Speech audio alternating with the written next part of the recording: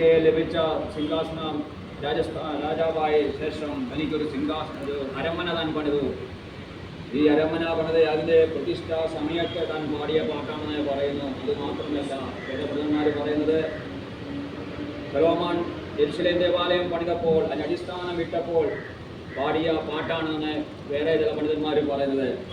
എങ്ങനെയാണെങ്കിലും ആയിക്കോട്ടെ, നമുക്കറിയാം ദാവീദ് രാജാവ് തൻ്റെ രാജസിംഹാസനത്തിൽ താൻ ഉറച്ചു കഴിഞ്ഞപ്പോൾ, തൻ്റെ സകല ശത്രുക്കളിൽ നിന്നും താൻ ജയം പ്രാപിച്ചു കഴിഞ്ഞപ്പോൾ, ദാവീദ് സന്തോഷത്തോടെ തനിക്ക് ജയം നൽകിയ ദൈവത്തെ ഓർത്ത് ദൈവത്തെ പാടി സ്തുതിക്കുന്ന ഒരു കീർത്തനം നമുക്ക് മനസ്സിലാക്കുവാൻ കഴിയും. അതുകൊണ്ടാണ് 1 തൊട്ട് 5 വാക്യം വരെ വായിക്കുമ്പോൾ ഞാൻ യഹോവയെ പുകഴ്ത്തുന്നു, കാരണം എന്താണ്, എന്നെ ഉദ്ധരിച്ചിരിക്കുന്നു, എൻ്റെ ശത്രുക്കളെ കുറിച്ച് സന്തോഷിപ്പാൻ ഇടയാക്കിയില്ല.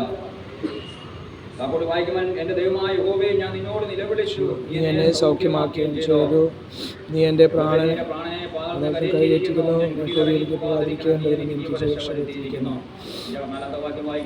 വിശുദ്ധന്മാരെ അവനെ വിശുദ്ധനാമത്തിന് സ്തോത്രം ചെയ്യുകയും എൻ്റെ കോപം. ദാവീദിന്റെ ജീവിതത്തിൽ തനിക്ക് രോഗസൗഖ്യം ദൈവം കൊടുത്തു. അത് മാത്രമല്ല, ശത്രുവിന്റെ കയ്യിൽ ദൈവം വിടുവെച്ചു. പറയണേ, എൻ്റെ പ്രാണനെ പാദത്തിന് കരയിട്ടിരിക്കുന്നു. പിന്നെ വായിക്കുകയാണ്, നീ എനിക്ക് ജീവരക്ഷ വരുത്തിയിരിക്കുന്നു. നോക്കി നമ്മളിവിടെ കാണുമ്പോൾ ഒരു കാര്യം കാണാൻ കഴിയും. ദേഹം തേകി ആത്മാവിന്റെ ഒരു രക്ഷയെക്കുറിച്ച് നമുക്ക് കാണുവാൻ കഴിയും. ശത്രുവിന് മാത്രമല്ല, തനിക്ക് രോഗസൗഖ്യം മാത്രമല്ല തനിക്ക് ദൈവം നൽകിയത്, തന്റെ പ്രാണനെയും അതുമാത്രമല്ല തന്റെ ജീവരക്ഷ ദൈവം കൊടുത്തു കാണുവാൻ. ഇവിടെ നമ്മുടെ ജീവിതത്തിലും ഈ വർഷത്തിന്റെ ആരംഭം മുതൽ ഈ സമയം വരെയും നമ്മുടെ ജീവിതത്തിൽ നമ്മളെ തകർത്തുകളെ നമ്മളെ ഇല്ലായ്മ ചെയ്യുവാൻ ശത്രു തന്ത്രങ്ങളെ ഒരുക്കി. മാത്രമല്ല, നമ്മുടെ ശരീരത്തിൽ രോഗങ്ങളെ കൊണ്ടുവന്ന, പ്രയാസങ്ങളെ കൊണ്ടുവന്ന, ബുദ്ധിമുട്ടിച്ചോ അതിനൊക്കെ ദൈവം നമ്മുടെ ജീവിതത്തിൽ വിടുതൽ നൽകി. ഈ 2024 ഡിസംബർ 31 വൈകത്ത് ഈ സമയം വരെയും ദൈവം നമ്മളെ കാത്തു പരിപാലിച്ചു. അവ നമുക്ക് നൽകിയ നമ്മുടെ പ്രാണനെ ശത്രു എടുക്കാതെ അവന്റെ കരങ്ങൾ കാത്തു പരിപാലിച്ചു. എത്രയോ പ്രാവശ്യം ഞാനും നിങ്ങളൊക്കെ വീണിട്ടുണ്ട്. എത്രയോ പ്രാവശ്യം നമ്മുടെ ജീവിതത്തിൽ അനർത്ഥങ്ങൾ സംഭവിക്കാൻ വരുന്നു. എന്നാൽ നാം പോലും അറിയാതെ ദൈവത്തിന്റെ കരങ്ങൾ ഒരു കോഴി തന്റെ കുഞ്ഞിനെ ചിറകിന്റെ കീഴെ മറയ്ക്കുന്നത് പോലെ സ്വർഗ്ഗത്തിൽ ദൈവം നമ്മളെ ഓരോരുത്തരെയും കാത്തു പരിപാലിച്ചു. ഞാനും നിങ്ങളുമൊക്കെയും അടുത്ത നിമിഷം ഉണ്ടാകുമെന്ന് പോലും പലപ്പോഴും ചിന്തിച്ച് നനച്ചു പോയ നിമിഷങ്ങളുണ്ട്. ഓരോ ഭാരങ്ങളിൽ, ഓരോ പ്രയാസങ്ങൾ കടന്നു വന്നപ്പോൾ സ്തോത്രം നമ്മളൊക്കെ ചിന്തിച്ച നിമിഷങ്ങളുണ്ട്. എന്നാൽ നമ്മളെ സ്നേഹിച്ച, നമ്മളെ വീണ്ടെടുത്ത ദൈവം അതിനെ ഇടവരുത്താതെ സ്വർഗം നമ്മെ ഓരോരുത്തരെയും കാത്തു പരിപാലിച്ചു. അങ്ങനെയാണെങ്കിൽ നമ്മളെ പ്രാണനെ പോലും എന്താണ് പിശാച് ഉന്നം വെക്കുന്നത് എങ്ങനെ തകർത്തു കളയാമെന്ന്, എങ്ങനെ ഇല്ലായ്മ ചെയ്യാമെന്ന്, നമ്മളെ വാക്കിൽ കുടുക്കി, പ്രവൃത്തിയിൽ കുടുക്കി, നമ്മളെ പാപത്തിൽ കുടുക്കി നമുക്ക് ലഭിക്കേണ്ട ജീവരക്ഷ തകർത്തു കളയാൻ വേണ്ടി പിശാച് ഒരുക്കിയെടുത്തും എന്താണ് ദൈവത്തിന്റെ പദ്ധതി നമ്മുടെ ഉള്ളതുകൊണ്ട് ഈ നിമിഷം വരെ സ്വർഗത്തിലെ ദൈവം നമ്മെ നടത്തി. അതുകൊണ്ട് നാം ഇവിടെ ദാവീദ് പറയുകയാണ്, വിശുദ്ധന്മാരെ അവനെ യഹോവയുടെ വിശുദ്ധന്മാരെ അവനെ സ്തുതിപ്പാടുവിൻ, അവന്റെ വിശുദ്ധനാമത്തിന് സ്തോത്രം ചെയ്യും. അങ്ങനെയാണെങ്കിൽ ഈ വൈകിയ സമയത്ത് അവസാന നിമിഷം ദൈവത്തിന്റെ പരിശുദ്ധ നമ്മൾ പറയും, നമ്മൾക്ക് ദൈവത്തിന് സ്തോത്രം ചെയ്യുവാൻ, ദൈവ നന്ദി കരയറ്റുവാൻ നാം ഓരോരുത്തരും വിലപ്പെട്ടവരാണ്, കടപ്പെട്ടവരാണ്. അതിന്റെ 6-ാമത്തെ വാക്യം വായിച്ച്,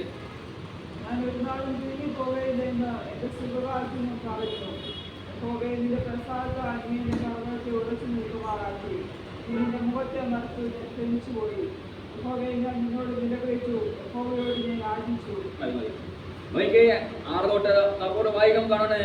ഞാൻ ഒരു നാളും കുലുങ്ങിപ്പോകയില്ല എന്ന് എന്റെ സുഖകാലത്ത് ഞാൻ പറഞ്ഞു. നോക്കിയേ 1 തൊട്ട് 5 വരെ നമ്മൾ വായിക്കുമ്പോൾ ദൈവത്തെ സ്തുതിക്കണമെന്ന് പറഞ്ഞിട്ട് ആ സംഗീതക്കാരൻ പറയണ, ഞാൻ ഒരു നാളും കുലുങ്ങിപ്പോകരുത് എന്റെ സുഖകാലത്ത് പറഞ്ഞു. ഇവിടെ നമ്മൾ കാണാൻ കഴിയും, നമ്മളെ മുന്നോട്ട് നോക്കി നമ്മളെ എങ്ങനെ ആയിത്തീർണമെന്ന് ദാവീദ് പഠിപ്പിക്കുകയാണ്. സ്തോത്രം. കഴിഞ്ഞ കാലങ്ങളെ നോക്കി ഇതുവരെയും ദൈവം നമുക്ക് ചെയ്ത നന്മകളെ, ഉപകാരങ്ങളെ ഓർത്ത് നാം ദൈവത്തെ സ്തുതിക്കുവാൻ, ദൈവത്തെ ആരാധിക്കുവാൻ, ദൈവം നന്ദി കരയറ്റുവാൻ കടപ്പെട്ടിരിക്കുമ്പോൾ മുന്നോട്ട് നോക്കിയിട്ട് പറയുകയാണ്, എന്താണ്, ഞാൻ ഒരു നാളും കുലുങ്ങിപ്പോകയില്ല എന്റെ സുഖകാലത്ത് ഞാൻ അങ്ങനെ പറഞ്ഞു.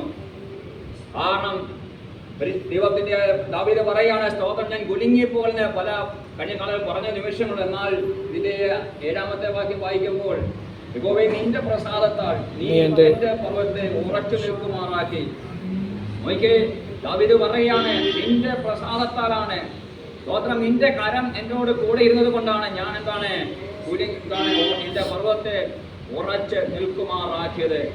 ഇവിടെ നമ്മുടെ ജീവിതത്തിലും നാം നിൽക്കുന്നുണ്ടെങ്കിലും നമ്മൾക്ക് തോന്നുന്നുണ്ടെങ്കിലും പലപ്പോഴും നമ്മുടെ കഴിവില്ല, നമ്മുടെ മിടുക്കല്ല, ദൈവം നമ്മെ നിർത്തുന്നത് കൊണ്ടാണ്, ദൈവം നമ്മെ കലങ്കരം പിടിച്ചിരിക്കൊണ്ടാണ് നമ്മൾ ഇവിടെ വരെയും എത്തിയത്. എന്നാൽ സ്തോത്രം, ദാവീദ് പറയുന്ന ഒരു കാര്യമുണ്ട്, താൻ രാജസ്ഥാനം വഹിക്കുമ്പോൾ സ്തോത്രം എന്നെ ഇവിടെ ആക്കിയത്, രാജസ്ഥാനത്ത് ആക്കിയത് എന്റെ കഴിവല്ല, എന്റെ മിടുക്കല്ല, സ്തോത്രം ദൈവത്തിന്റെ പ്രസാദം എന്നോട് കൂടെയുള്ളത് കൊണ്ട് സ്തോത്രം ഞാൻ കുലുങ്ങി പോകാതെ ഇടയായിട്ടും നമ്മുടെ ജീവിതത്തിൽ നമ്മൾ നന്മ പ്രാപിക്കുമ്പോൾ, നമ്മൾ ഉയർച്ച പ്രാപിക്കുമ്പോൾ സ്തോത്രം നമ്മുടെ ജീവിതത്തിലും നാം നിൽക്കുന്നത് നമ്മുടെ കഴിവോ പ്രവൃത്തിയോ അല്ല ബുദ്ധിയോ അല്ലാതെ സ്തോത്രം ദൈവത്തിന്റെ പ്രസാദം എന്ന് തിരിച്ചറിഞ്ഞ് ദൈവത്തിനെ മഹത്വം കൊടുക്കുവാൻ തക്കവണ്ണം ഇടയായിത്തണം. നമ്മളെ 16 സങ്കീർത്തനം നേട്ടാൻ പറ്റില്ല. 16 സങ്കീർത്തനം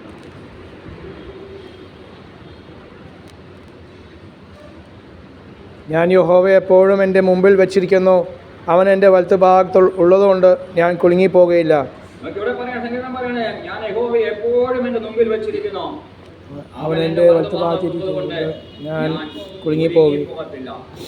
സ്തോത്രം, ദൈവം നമ്മുടെ വലതുഭാഗത്തുണ്ടെങ്കിൽ ഹല്ലേലൂയ, സ്തോത്രം, ഒരിക്കലും ഇടവരത്തില്ല. ദൈവത്തെ മുറുകെ പിടിക്കാതെ നമ്മുടെ ജീവിതത്തിൽ നാം വേറെ എന്തിനെ മുറുകെ പിടിച്ചാലും നമ്മളെ കുലുങ്ങിപ്പോവാൻ, നമ്മളെ പതറിപ്പോവാൻ, നമ്മുടെ കാലിടറി പോകാനൊക്കെയും ഇടവരും. എന്നാൽ ദാവീദ് ദൈവത്തെ വലതുഭാഗത്ത് വെച്ചതുകൊണ്ട്, എപ്പോഴും തന്റെ വലതുഭാഗത്ത് ദൈവത്തെ വെച്ചതുകൊണ്ട് താൻ ഒരിക്കലും കുലുങ്ങിപ്പോവാൻ ഇടവരാൻ, ശത്രു തന്നെ ഇല്ലായ്മയ്ക്കുവാനും തകർക്കുവാനും തന്ത്രങ്ങളെ ഒരുക്കിയെങ്കിലും ഒരിക്കലും ഇടവരാവണം ദൈവം തന്നെ ശക്തീകരിക്കാൻ. സ്തോത്രം. നമുക്കറിയാം, നമ്മുടെ അപ്പോസ്തല പ്രവൃത്തി 27-ാം അധ്യായം 9-40 വായിക്കുമ്പോൾ, അത് വായിച്ചേ, 27 അപ്പോസ്തല പ്രവൃത്തി 27-ാം അധ്യായം 9-9.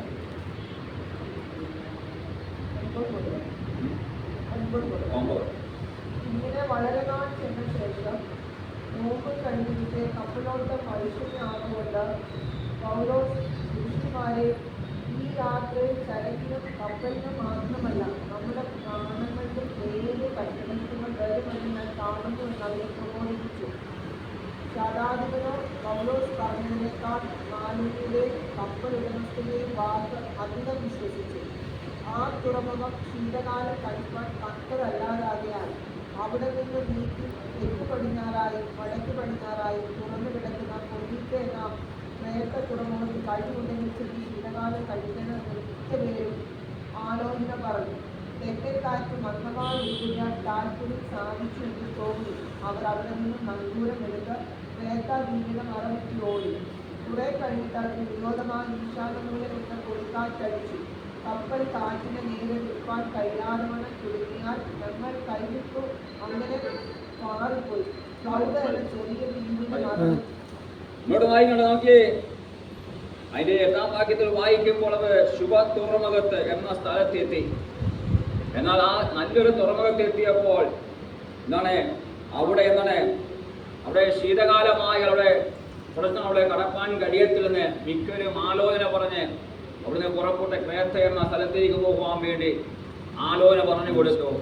എന്നാൽ അപ്പോസ്തലനായ പൗലോസ് പറയുന്നുണ്ട്, മുന്നോട്ട് ഇങ്ങനെ കടന്നുപോയാൽ എന്താണ്, നമ്മുടെ ചരക്കിനും കപ്പലിനും മാത്രമല്ല നമ്മുടെ പ്രാണനും ഏറെ കഷ്ടങ്ങൾ ഉണ്ടാകുമെന്ന് അപ്പോസ്തലനായ പൗലോസ് അവരെ പ്രബോധിപ്പിച്ചു.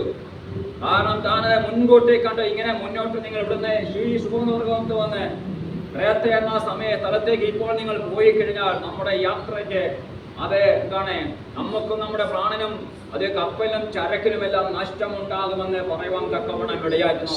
എന്നാൽ കപ്പലുടമയും മാലുമയും പറഞ്ഞ് സ്തോത്രം, ഒരു കുഴപ്പവുമില്ല, നമ്മളെ ഇവിടെ നമുക്ക് ഇപ്പോൾ ഇവിടെ താമസിക്കുവാൻ, ഇവിടെ വസിക്കുവാൻ ഈ നല്ല തുറമുഖത്ത് നമുക്ക് കഴിയത്തില്ല. അതുകൊണ്ട് ശീതകാലം കഴിപ്പാൻ പറ്റിയൊരു സ്ഥലമുണ്ട്. എവിടെയാണ്? ക്രേത്ത എന്ന സ്ഥലം. അവിടേക്ക് പോകണമെന്ന് പറയാൻ സ്തോത്രം ഇടയായിരുന്നു. അതിന് അനുകൂലമായിട്ട് എല്ലാവരും ആലോചന കഴിച്ച്, എന്നാൽ ഒരു വ്യക്തി മാത്രമാണ് അതിനെ എതിർത്ത് അപ്പോസ്തലനായ പൗലോസ് താൻ പ്രാർത്ഥിക്കുന്ന ദൈവപാദം മുട്ടുമടക്കുന്ന വ്യക്തി വാക്ക് നമ്മുടെ ദൈവം കൊടുത്ത ഒരു ശബ്ദമുണ്ട്. സ്തോത്രം. അതുകൊണ്ട് സ്തോത്രം മുന്നോട്ടുള്ള യാത്ര വൈഷമ്യമാകുമെന്ന് പൗലോസ് കണ്ടിട്ട് അവരോട് എന്താണ് ആലോചന പറയുവാൻ തക്കവണ്ണം ഇടയായിരുന്നു. എന്നാൽ നമ്മൾക്കറിയാം ഈ ക്രേത്തയെ കുറിച്ച് പഠിച്ചു കഴിഞ്ഞാൽ ഈ ക്രേത്ത എന്ന് പറഞ്ഞത് 10 പട്ടണങ്ങളുടെ നഗരമെന്നാണ് അറിയപ്പെടുന്നത്. അല്ല 100 പട്ടണങ്ങളുടെ നഗരമെന്നാണ് അത് അറിയപ്പെടുന്നത്.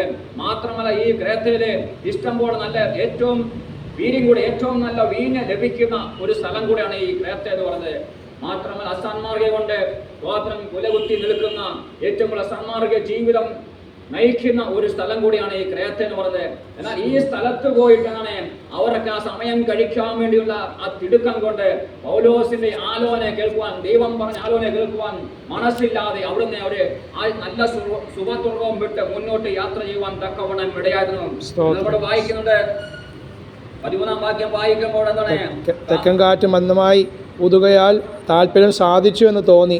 അവർ അവിടെ നിന്ന് അതെ തെക്കൻ കാറ്റ് മന്ദമായി ഊതുകയാൽ സാധിച്ചു പോയെന്ന് തോന്നിപ്പോയി. അവർക്ക് മുന്നോട്ടൊരു സ്റ്റെപ്പ് എടുത്തപ്പോൾ അവർക്ക് അനുകൂലമാണ്, സാഹചര്യമല്ല അനുകൂലമായി അവർ ചിന്തിച്ച് അവർ മുന്നോട്ട് പോയി. എന്നാൽ കുറച്ച് മുന്നോട്ട് കഴിഞ്ഞപ്പോഴാണ് എന്താണ് വലിയൊരു കൊടുങ്കാറ്റ്, ഈശാനമൂലൻ കൊടുങ്കാറ്റ് കപ്പലിന് നേരെ ആഞ്ഞടിക്കുവാൻ തക്കവണ്ണം ഇടയായിരുന്നു. അപ്പോസ്തലനായ പൗലോസിന്റെ വാക്ക് കേൾക്കാതെ മുന്നോട്ട് അവർ യാത്ര ചെയ്തപ്പോൾ സ്തോത്രം അവരുടെ ജീവിതത്തിൽ അങ്ങോട്ട് മുന്നോട്ട് പോയപ്പോൾ മന്ദമാർന്ന് അടിച്ചുവെങ്കിലും അത് അനുകൂലമായി നല്ല സാഹചര്യമെന്ന് തോന്നിയെങ്കിലും കുറച്ചു കഴിഞ്ഞപ്പോൾ എന്താണ് അപ്പോസ്തലനായ പൗലോസ് പറഞ്ഞതുപോലെ അവിടെ സ്തോത്രം അവിടെ പടകിനെ അവിടെ ജീവന നേരെ എന്താണ് സ്തോത്രം ഈ ശാലമോന്ന കൊടുങ്കാറ്റ് അടിക്കുവാൻ തക്കവണ്ണം ഇടയായി. നമ്മൾ താപ്പോട്ട് വായിച്ചു കഴിഞ്ഞ് കാണുന്നുണ്ട്. സ്തോത്രം 14 രാത്രങ്ങൾ സൂര്യനെയോ ചന്ദ്രനെയോ അവിടെ നക്ഷത്രങ്ങളെ പോലെ കാണുവാൻ കഴിയാതവണ്ണം ജീവിതം വൈഷമ്യത്തിലായി അവിടെ 20-ാം വാക്യം വായിക്കുമ്പോൾ ഞങ്ങൾ രക്ഷപ്പെടുമെന്നുള്ള ആശ പോലും അവർ നഷ്ടപ്പെട്ടതാണ്. സ്തോത്രം. ഒരു ചെറിയ വെളിച്ചം പോലും അവിടെ ജീവിതത്തിലില്ല. ഒരു ചെറിയ രക്ഷപ്പെടുവാൻ പോലും ഒരു ചെറിയ വാതിൽ പോലും ഇല്ല. സകല വാതിലും അവിടെ ജീവിതത്തിൽ അടഞ്ഞുപോയി. അവിടെ പറയാണ് ഞങ്ങൾ രക്ഷപ്പെടുമെന്ന് പോലും സ്തോത്രം ആശയെല്ലാം മറ്റുപോയി. ഇവിടെ സ്തോത്രം നമ്മുടെ ജീവിതത്തിൽ നമ്മള് ദൈവശക്തം കേട്ട് നമ്മൾ നിൽക്കുന്നുവെങ്കിൽ, ദൈവശക്തം കേട്ട് നമ്മുടെ ജീവിതത്തിൽ നമ്മളെ ക്രമീകരിക്കുവാൻ ഇടയായിട്ടുണ്ടെങ്കിൽ, ദൈവത്തിൽ ആശ്രയിക്കാൻ ഇടയായിട്ടുണ്ടെങ്കിൽ നമ്മുടെ ജീവിതം ഏറ്റവും ധന്യമായി തീരപ്പെടുവാൻ തക്കവണ്ണം ഇടയായിട്ടുണ്ട്. സ്തോത്രം 276 പേര് സ്തോത്രം ഒരു വ്യക്തി മാത്രമാണ് പറഞ്ഞത് ഇങ്ങനെ മുന്നോട്ട് പോയി നമ്മുടെ ജീവിതം, നമ്മുടെ പ്രാണൻ, നമുക്കുള്ള ചരക്ക്, നമ്മുടെ ജീവിതത്തിൽ നമ്മുടെ കയ്യിലുള്ള സകലതും നഷ്ടപ്പെട്ടു പോകുമെന്ന് പറഞ്ഞ് സ്തോത്രം അതിനെ വിലക്കുവാൻ തക്കവണ്ണം ഇടയായിരുന്നു.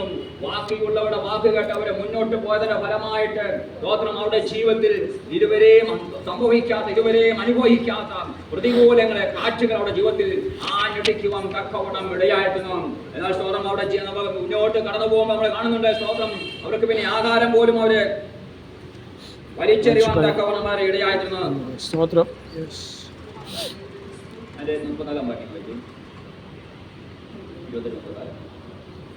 അതുകൊണ്ട് ആഹാരം കഴിക്കണമെന്ന് ഞാൻ നിങ്ങളോട് അപേക്ഷിക്കുന്നു. അത് നിങ്ങളുടെ രക്ഷയ്ക്കുള്ളതല്ലോ. നിങ്ങളുടെ ഒരുവന്റെയും തലയിൽ ഒരു രോഗം പോലും നഷ്ടമാകില്ല നിശ്ചയമെന്ന് പറഞ്ഞു. ഇങ്ങനെ പറഞ്ഞിട്ട് അപ്പം എടുത്ത് എല്ലാവരും കാണുകയും ദൈവത്തെ വാഴ്ത്തിയിട്ട് നിർത്തി തിരിഞ്ഞു തുടങ്ങി. അപ്പോൾ എല്ലാവരും ധൈര്യത്തിന്റെ ഭക്ഷണം കഴിച്ചു. മക്കളിൽ ഞങ്ങൾ ആകപ്പാടെ 276 ആളുണ്ടായിരുന്നു.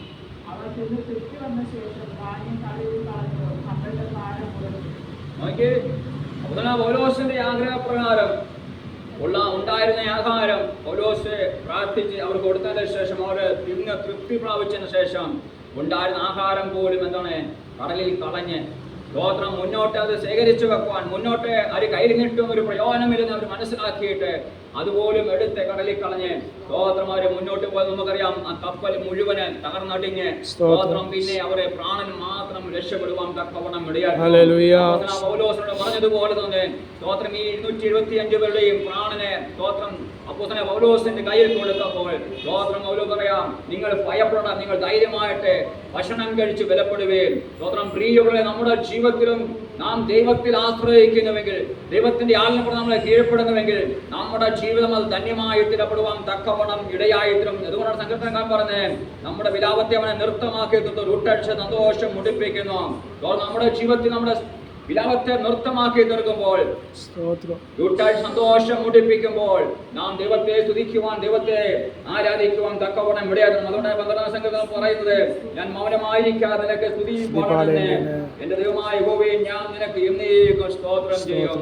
ഒരിക്കലും നാം മൗനമായിരിക്കാതെ ദൈവത്തിനെ സ്തുതി പാടുവാൻ, ദൈവത്തിനെ സ്തോത്രം ചെയ്യുവാൻ കടപ്പെട്ട വ്യക്തികളാണ്. കാരണം ദൈവം നമുക്ക് ഓരോ നിമിഷം ചെയ്യുന്ന സ്തോത്രം ഉപകാരങ്ങൾ ഓർക്കുമ്പോൾ, അവൻ ചെയ്ത സ്തോത്രം വഴികളെ ഓർക്കുമ്പോൾ, അവൻ നമുക്ക് വേണ്ടി സ്തോത്രം നന്മകളെ ചെയ്ത് ഓർക്കുമ്പോൾ നാം മൗനമായിരിക്കാതെ ദൈവത്തിന് തുണി പാടുവാൻ, ദൈവ നന്ദി കരേറ്റുവാൻ തക്കവണ്ണം ഇടയായതിനാണ്. നോക്കിയേ ദാവീദ് സ്തോത്രം ആദ്യ ദിവസം ആദ്യം 5 വരെ വായിക്കുമ്പോൾ തന്റെ ജീവിതത്തിൽ ചെയ്ത നന്മകളെ ഓർത്ത് താൻ ദൈവത്തെ സ്തുതിക്കുമ്പോൾ താൻ പറയുകയാണ്, സ്തോത്രം സ്തോത്രം 6-ാം പദത്തിൽ വായിക്കുന്ന, ഞാൻ ഒരു കാലത്ത് ഇങ്ങനെ പറഞ്ഞു, സ്തോത്രം ഞാൻ കുലുങ്ങിപ്പോത്തില്ല, എന്റെ സുഖകാലത്ത് ഞാൻ പറഞ്ഞു. എന്നാല് തന്റെ ജീവിതത്തിൽ സ്തോത്രം പിന്നീട് ഞാൻ മനസ്സിലാക്കി, സ്തോത്രം ഞാൻ കുലുങ്ങിപ്പോകാതിരിക്കുന്നത് ദൈവത്തിന് ദൈവം എന്നെ സഹായിക്കുന്നത് കൊണ്ട്, ദൈവത്തിന് പ്രസാദം എന്റെ മേലുള്ളതാണ്. ഇവിടെ നമ്മുടെ ജീവിതത്തിലും നമുക്കൊന്ന് ഏൽപ്പിച്ചു കൊടുക്കുവാൻ കഴിയും. ഈ ആണ്ടിന്റെ ആരംഭം മുതൽ ഈ സമയം വരെ നമ്മെ നിർത്തിയത് കൃപയൊന്നു മാത്രമാണ്, അവന്റെ പ്രസാദമൊന്നു മാത്രമാണ്. അങ്ങനെയാണെങ്കിൽ അടുത്ത വർഷം നമ്മുടെ ജീവിതത്തിൽ ആ വർഷത്തിന്റെ ആരംഭം അവസാനം വരെയും സ്തോത്രം ഇതിനേക്കാൾ കൂടുതൽ ശക്തിയോടെ നമ്മെ നടത്തുവാൻ നാം എന്ത് ചെയ്യണം? ഇപ്പോൾ ദൈവത്തെ സ്തുതിക്കുവാൻ ഇടയായിരുന്നു. നമ്മളെ വീഴ്ചകളെ തിരിച്ചറിഞ്ഞ് നമ്മളെ ഇതുവരെ നടത്തിയ ദൈവമാണെന്ന്, ദൈവമാണ് നമ്മെ സഹായിച്ചത്, ഇവരെ ദൈവമാണ് നമുക്ക് ആഹാരം തന്ന, വസ്ത്രം തന്ന, നമ്മുടെ ജീവിതത്തിൽ ആവശ്യമാണ് സർവ്വം നൽകിയത്. ആ ദൈവത്തിന് പൂർണ്ണമായി സമർപ്പിച്ച് ആ ദൈവത്തിന് മഹത്വം കൊടുക്കുമ്പോൾ, ആ ദൈവത്തെ സ്തുതിക്കുവാൻ, സ്തോത്രം ആരാധിക്കുവാൻ നാം തയ്യാറാകുമ്പോൾ മുന്നോട്ടുള്ള ജീവിതത്തിൽ, നമ്മുടെ ജീവിതത്തിൽ അത് അനുഗ്രഹമായി, അത് ശ്രേഷ്ഠമായി തിരുവാൻ തക്കവണ്ണം ഇടയായിരുന്നു. ദാവീദിന്റെ ഈ സത്യത്തെ തിരിച്ചറിഞ്ഞപ്പോൾ ആ ദാവീദ് ദൈവത്തിന് മഹത്വം കൊടുക്കുവാൻ, ദൈവത്തെ തിരിപ്പാൻ തക്കവണ്ണം ഇടയായിരുന്നു. വിളിച്ചു പറയുവാൻ തക്കവണ്ണം ഇടയായിരുന്നു. മൗനമായിരിക്കാതെ നിങ്ങൾ സ്തുതി പാടണം, മൗനമായിരിക്കാതെ നിങ്ങൾ സ്തോത്രം ചെയ്യണം. നമ്മുടെ ജീവിതത്തിലും പ്രിയമുള്ള ഈ വൈകിയ സമയത്ത്, നമ്മുടെ ഈ ആണ്ടിന്റെ ആരംഭം മുതൽ ഈ സമയം വരെയും കത്തു പരിപാലിച്ച ദൈവത്തിന് നാം നന്ദിയുള്ള ഹൃദയത്തോടെ സ്തോത്രം ചെയ്യുമ്പോൾ, മുന്നോട്ട് അത് പുതിയ വർഷം വരുമ്പോൾ അത് നമ്മുടെ ജീവിതത്തിന് അനേകം നന്ദികൾക്ക്, അനേക സ്തോത്രങ്ങൾക്ക്, അനേക സ്തോത്രം ദൈവത്തിന് നന്ദി കരറ്റുന്നവരായി, ദൈവത്തെ സ്തുതിക്കുന്നവരായി തീരുവാൻ തക്കവണ്ണം ദൈവം നമ്മളെല്ലാവരെയും ഒരുക്കട്ടെന്ന് പറഞ്ഞുകൊണ്ട് ഞാൻ എന്റെ വാക്കുകളെ നിർത്തുന്നു. ദൈവം നമ്മളെ അനുഗ്രഹിക്കുമാണത്. തുടർന്നുള്ള സമയം നമ്മളെ സാക്ഷ്യനോട് വേദനിക്കുകയാണ്. കഴിഞ്ഞ വർഷത്തിന്റെ ആരംഭം മുതൽ